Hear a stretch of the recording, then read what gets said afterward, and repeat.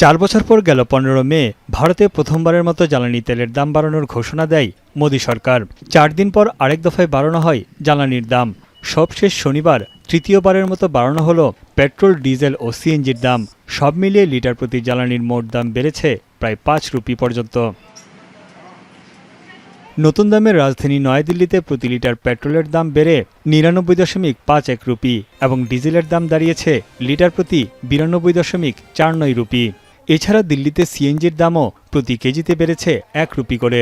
দিল্লি ছাড়াও কলকাতা, মুম্বাই, চেন্নাই সহ বড় বড় শহরেও বেড়েছে জ্বালানির দাম। জ্বালানি মূল্যবৃদ্ধির সরাসরি প্রভাব পড়েছে সাধারণ মানুষের দৈনন্দিন জীবনে। ব্যবসায়ী, পরিবহন খাত, গণপরিবহন ও ব্যক্তিগত যানবাহন ব্যবহারকারীরা চাপে পড়েছেন সবচেয়ে বেশি। बहुत असर पड़ेगा इसमें। रसोई पे सभी पे असर पड़ता है, घर की आर्थिक स्थिति में भी फर्क पड़ता है, सभी जगह पर पड़ता है।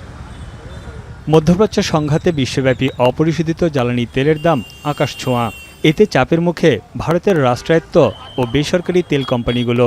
দেশটির সরকারি সূত্র জানায়, হরমুজ প্রণালী কার্যত বন্ধ থাকায় প্রতি লিটার পেট্রোলে 24 রুপি এবং ডিজেলে 30 রুপি পর্যন্ত ভর্তুকি দিতে হয়েছে সরকারকে। এদিকে জ্বালানির মূল্যবৃদ্ধিতে দিল্লিতে চলছে 3 দিনের পরিবহন ধর্মঘট। পরিবহন মালিক শ্রমিক অ্যাসোসিয়েশনের ব্যানারে 68টিরও বেশি পরিবহন ইউনিয়ন চাক্কাজ্যাম প্রতিবাদে নেমেছে। তাদের অভিযোগ, জ্বালানির দাম লাফিয়ে লাফিয়ে বাড়লেও গেল প্রায় 15 বছর ধরে দিল্লি ও আশপাশের অঞ্চলে অপরিবর্তিত রয়েছে গণপরিবহনের ভাড়া।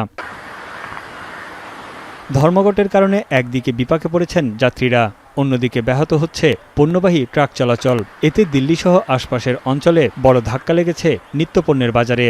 সবচেয়ে বড় প্রভাব পড়েছে এশিয়ার অন্যতম বড় ফল ও সবজির বাজার দিল্লির মান্ডিতে।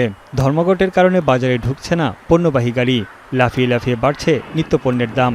কাঁচামাল সংকটে ক্ষতির মুখে পড়ছে শিল্প প্রতিষ্ঠানও। तो मेरे ट्रक्स टाइमली नहीं आ पा रहे हैं, जिसकी वजह से मेरा रॉ मटेरियल टाइमली मैं अपनी कंपनी में प्रोवाइड नहीं कर पा रही हूँ, जिसकी वजह से मेरा प्रोडक्शन लॉस हो रहा है। सर, मेरा भी तो किराया बढ़ना चाहिए।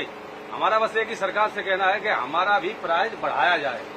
ব্যবসায়ীদের আশঙ্কা, এই অবস্থা চলতে থাকলে বড় সংকট দেখা দেবে সবজিসহ নিত্যপণ্যের বাজারে। এরই মধ্যে দিল্লি সরকারের কাছে দাবি দেওয়া তুলে ধরেছে পরিবহন সংগঠনগুলো। শিগগিরই কোনো পদক্ষেপ না নিলে আন্দোলন আরও তীব্র করার হুঁশিয়ারি জানিয়েছে তারা। তানভীর চানি, এখন বিশ্ব। Lily premium gold soap 24 carat gold এনে দেয় রিয়েল গোল্ডেন গ্লো।